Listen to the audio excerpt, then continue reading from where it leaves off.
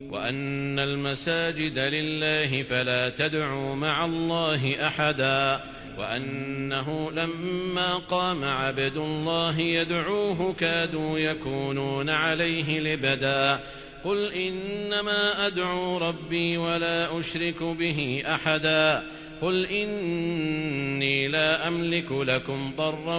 ولا رشدا قل إني لن يجيرني من الله أحد ولن أجد من دونه ملتحدا إلا بلاغا من الله ورسالاته ومن يعص الله ورسوله فإن له نار جهنم خالدين فيها أبدا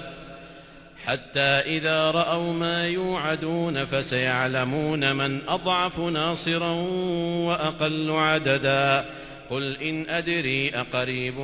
ما توعدون أم يجعل له ربي أمدا عالم الغيب فلا يظهر على غيبه أحدا إلا من ارتضى من رسول فإنه يسلك من بين يديه ومن خلفه رصدا ليعلم أن قد أبلغوا رسالات ربهم